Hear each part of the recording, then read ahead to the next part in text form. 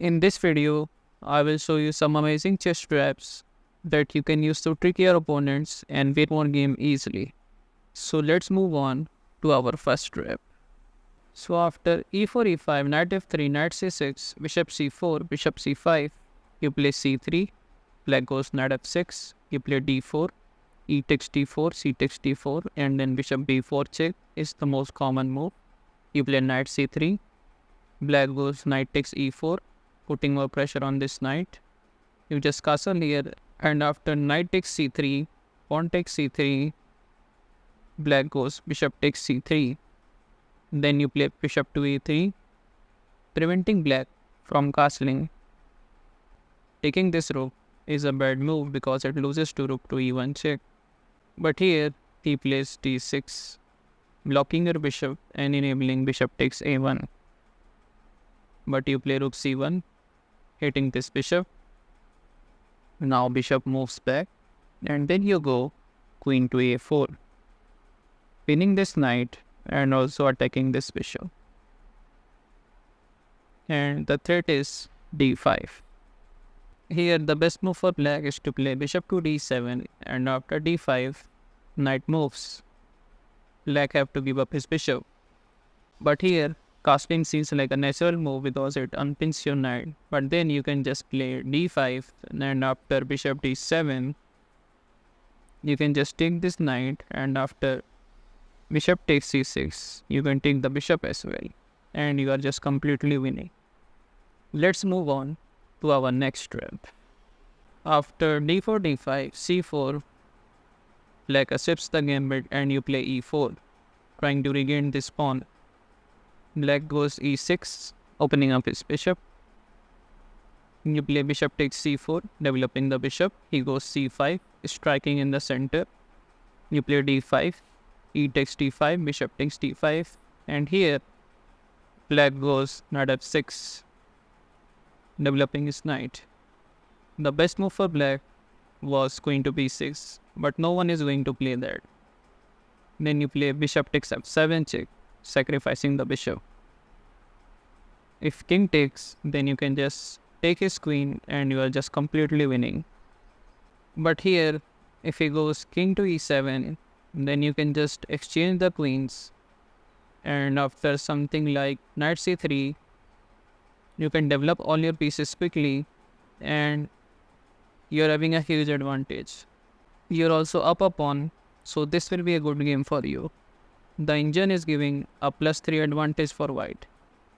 Let's move on to our next trap.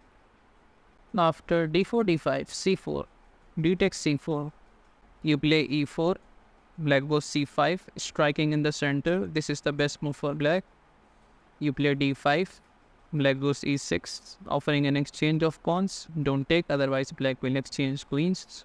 Just play knight c3, e takes d5, then you recapture this pawn, knight f6, offering a trade of knights. Here, you can also play knight takes f6, which is not bad, but you can just play bishop takes c4, and here black thinks that he is winning a pawn after knight takes e4, but this is a big blunder because you can just play queen to e2, and after f5, thinking that his knight is defended, you can just play f3, and this knight is lost. Even though he tries b5, you can just take this pawn, and after bishop d7, you can just take the knight because this bishop is defended by the queen. Let's move on to our next trap. After d4, knight f6, c4, you play e5. This is the Budapest gambit. D takes e5, you play knight e4, centralizing your knight. He goes knight f3, natural move. You play d6, offering an exchange of pawns. E takes d6, and then you recapture this pawn with the bishop. And here, white goes c3, with the idea of fianchettoing his bishop. But here, you are going to shock your opponent with knight takes f2, forking the queen and the rook. Now, king is forced to take, otherwise he will lose material, but then you can just play bishop takes c3 check, forcing the king to move away from the queen, and then you can just take the queen and you are completely winning. Let's move on to our next trap. After e4, e6, d4, d5, knight c3, black goes bishop to b4. You play bishop d3. Knight f6 is a common move. You play e5, knight of d7, and then you develop the other knight. Black castle here thinking that everything is just fine. But here, you're going to shock your opponent with this green gift. Bishop takes h7 check. Now king takes, and then you play knight g5 check. Queen cannot take because this knight is defended by the bishop, so king g8. And then you play queen to h5, threatening mate in 1. f6 is not a good move because queen to h7 will be mate, so he goes rook e8, creating an escape spur for the king. But here, you are going to play queen takes f7 check first, so he is forced to move to the h8 square, and after queen h5 check, king g8. Now you play queen h7 check, king f8, then you play queen h8 check, king e7, and then queen takes c7 is a checkmate. Let's move on to our next trap. After d4, d5, c4, d takes c4, e3, trying to regain this pawn, black plays b5. And here you go in 4th. This is the best move for white. And here, instead of playing c6 or a6, black goes bishop to d7, defending this pawn with the bishop. Now what you are going to do? Here, you are going to play a takes b5. Black goes bishop takes b5. Then you just develop the knight with tempo, hitting this bishop. He goes bishop a6, thinking that bishop is defended by the knight. But here you are going to play queen f3, hitting this rook. Now c6 seems like a natural response by black, but as you can see, this knight is overloaded, so you can play this crazy tactical shot, rook takes a6. And after knight takes a6, you go queen takes c6 check, queen d7, then queen takes a8 check, queen d8 only move, then queen c6 check, and after queen d7, you can just take this knight and you are just completely winning in 12 moves. Let's move on to our next trap. After d4, d5, c4, you play e6, he goes knight c3, and then you play c5. This is the Tarrasch defense. White goes bishop to f4, then you play c takes d4, hitting this knight. White plays an intermezzo with bishop takes b8, taking your knight. And then you can take his knight and he moves the bishop away. And after c takes b2, he goes bishop takes b2. Every move seems like normal, but this was a big blunder because you can play bishop to b4 check, and now he is forced to block with the queen, and you can just take this queen and you are completely winning. Let's move on to our next trap. After e4, e6, d4, d5, you play knight c3, d takes e4, knight takes e4. Here, black goes bishop d7. You play knight f3, developing the knight. He goes bishop c6, hitting the knight. You just play bishop to d3, defending the knight. He goes knight f6, putting more pressure on this knight. You just exchange knight. Here, the best move for black is to play pawn takes f6. But here, he don't want to damage his pawn structure, so he recapture this knight with the queen. But then bishop to g5 completely traps the queen. Even though he tries bishop takes f3, counter-attacking your queen, you can just play queen to d2, defending this bishop. And after queen takes d4, you just play bishop to b5, which is a discovered attack on the queen. And after something like c6, you can just take this queen and you are completely winning. Let's move on to our next trap. After d4, knight f6, c4, you play e5, d takes e5, and then you play knight e4, centralizing your knight. Here, thousands of players have also played the move f3, which loses immediately because it weakens the diagonal along the king side. You can punish this move by first playing bishop to b4 check. Here, if he blocks with the knight, then you can just play queen h4 check, g3. Then you can just take this pawn with the knight, and after pawn takes, don't take the rook. Instead, play queen takes g3 checkmate. And here, if he blocks with the bishop, you play the same move, queen h4 check, g3, knight takes g3, pawn takes g3, and then don't take the rook, play queen takes c3 checkmate. Let's move on to our next step. After e4, knight f6, e5, you play knight d5, d4. White is grabbing the center, you play d6, attacking the center, he goes knight f3. You play d takes e5, he goes knight takes e5, centralizing his knight. Then you play c6, defending this knight. White goes c4, attacking your knight. You play knight b4. He goes a3, attacking your knight even further. But here, you're going to shock him with queen takes d4. First, if he takes your knight, then you will take his knight with check, and black is quite okay. So he goes queen takes d4. But then, you play knight to c2 check, forking the king and the queen.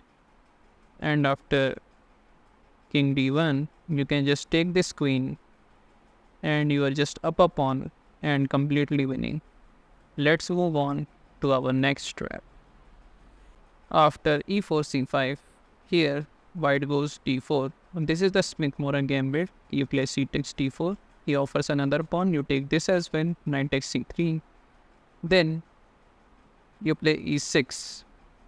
He goes knight f3. You play bishop to b4, pinning this knight to the king. He goes bishop c4, developing his bishop and preparing to castle. You play queen c7, hitting this bishop. Queen e2, defends the bishop. Then you play b5, attacking this bishop. So he goes bishop takes b5. Then you play bishop takes c3 check. And after b takes c3, you can play queen takes c3, forking the king and the rook. And after something like queen d2, you can just take this rook and you are completely winning. Let's move on to our next trap. After c4, this is the English opening. You play e5. He goes d3. You play d5, offering white to take this pawn. He goes ahead and takes this pawn. You play queen takes d5, knight f3. Then you play bishop c5, developing the bishop. He goes c3 with the idea of shadowing this bishop. You play e4, attacking this knight. He goes d takes e4. And here, don't take this queen. Instead, play bishop takes f2 check, forcing this king to move away, and then you can just take this queen for free and you are completely winning. Let's move on to our next trap. After c4, e5, d3, d5, here white goes knight f3, you play bishop c5, he goes c3 with the same idea of shadowing his bishop. You go e4, and here instead of taking this pawn, he goes knight fd2, saving his knight. You play e3, which is a discovered attack on the rook and also hits the knight at the same time. Here, knight f3 seems like a natural move because it prevents you from capturing the rook. But then you can play e takes f2 check, and after king d2, this position for black is quite advantageous because he have a passed pawn and white's king also cannot castle, and you are just 2 moves away from castling. You can bring all your pieces out to launch an attack on this king and you are completely winning. The engine gives a -3 advantage for black. Let's move on to our next trap. After e4, e5, knight f3, knight c6, bishop c4, you play knight f6. Here white goes knight g5 with the fried liver attack. You play d5, e takes d5, then you play this tricky knight to d4, centralizing your knight. He goes d6, re-enabling this threat of f7. You play queen takes d6, and here white goes knight takes f7, forking your queen and the rook But this is a big blunder because you can play queen to c6, hitting the g2 pawn and also hitting this bishop. He goes knight takes h8, taking the rook. You play queen takes g2, hitting this rook. He goes rook f1. Then you play queen e4 check. He cannot block with the queen, so he goes bishop e2. But then knight f3 is a checkmate. Let's move on to our last trap. After e4, e5, knight f3, knight f6, he goes knight takes e5, you play knight c6. This is the Stafford gambit. He goes knight takes c6, you play d takes c6, he goes t3, defending this pawn. You play bishop c5, and here he goes bishop to g5, pinning your knight to the queen. But you are going to shock him with knight takes e4, sacrificing your queen. If he doesn't take the queen, then you can just save your knight and the position is quite better for black. But the most common move here is bishop takes d8. But then you can play bishop takes f2 check, king e2, and then bishop to g4 is a checkmate. Well, this is not the end. If you want to learn some more chess traps like these, then you can check out this left playlist. And if you want to learn some chess openings, then you can check out this right playlist. And if you don't want to miss more amazing videos like these, then don't forget to subscribe.